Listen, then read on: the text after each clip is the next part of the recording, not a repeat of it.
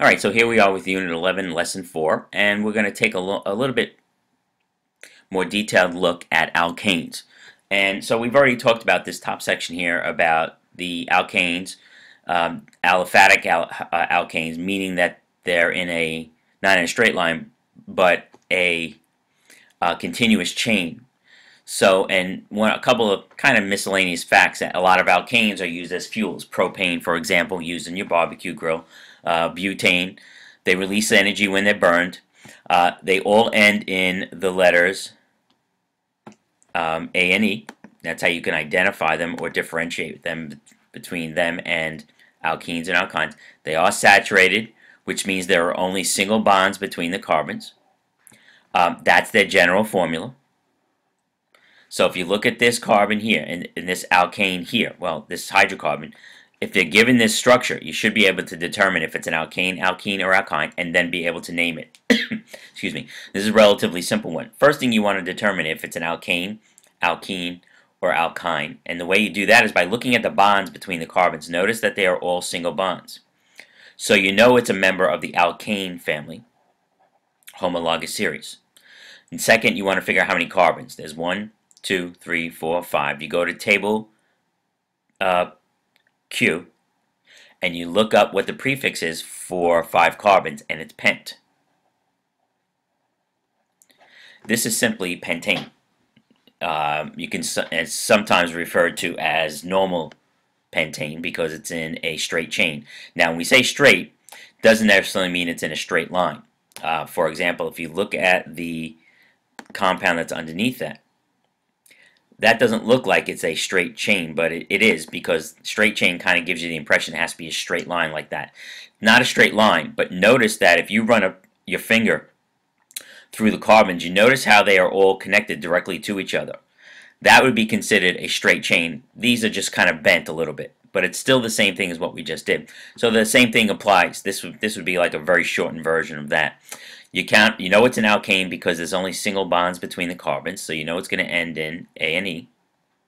And then you count up the carbons, 1, 2, 3, 4, and you go to the table and you find out that 4 carbons is bute. So this is simply just butane, or normal butane. You could put an N in front if you want. It's a straight chain, alkane. Unfortunately, there are alkanes that are not straight chain.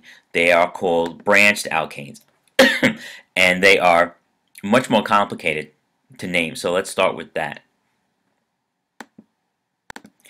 Alright, so let's start with the branched alkanes. It's not something you need to know a definition for. You just need to be able to differentiate between a branched alkane, or alkene or alkyne for that matter, and a normal alkane or alkyne, and it can be a little bit tricky. So let's quickly run through this. Now some of these are a little bit tricky, so I'm just going to not even worry about that one. I'm going to concentrate on this because we're going to do plenty of these. If you take a look at this, first thing you want to figure out is we can see it's an alkane, and we can tell it's an alkane because the bonds between the carbons are single bonds. Now why the line's longer? That's just so these H's don't run into each other. That's not a big deal. So we know it's an alkane. We just don't know if it's a straight or a branched alkane. Here's how you determine that it is a branched alkane. You start, doesn't matter what carbon you start at, and you run your finger or your pen or pencil, and see if you can run your finger all along the carbons in one sweep without having to go back. If I do this, I get 3 carbons, but there's another carbon down here. Now since these are not connected, I can't just go across here. That means in order to connect these 4, I would have to go back over my original and then go down here. That tells you that this is a branched alkane. That's going to take you a couple of additional steps. When you have a branched alkane, there are basically 2 parts to naming it. You want to name the parent chain, and then you want to name the branches. So let me show you how to determine the parent chain. The parent chain, and it can sometimes be in different directions, but it's always going to be the same number of carbons. The way that you determine this, and let me just erase this. The way you determine whether the parent chain is you want to find the longest continuous chain of carbons without having to go back and turn around and retrace your steps like we just did to determine it was a branched alkane. So no matter what I do, the longest chain that I can find of continuous carbons without having to go back is 3. So I could do this. That'd be one way, Alright, that's the 3 carbon. I can't go this way because they're not connected. And if I go back here, then that's retracing my steps. I cannot do that. Not only is that a possibility, I can do this. I can say, okay, 1, 2, 3. That would also be a continuous chain. So if I did this and go down, that's 3 carbons also. I can't go across. And I could start this way. I can go 1, 2, 3. So the longest number of carbons that I can get in a straight chain without having to go back is a 3 carbon chain. A 3 carbon chain. So now I'm going to, so that would be the parent. So does it matter if you pick this 3 or this 3 or this 3? It doesn't. I'm going to pick the one that's going straight across because it's going to make it easier to see the branch.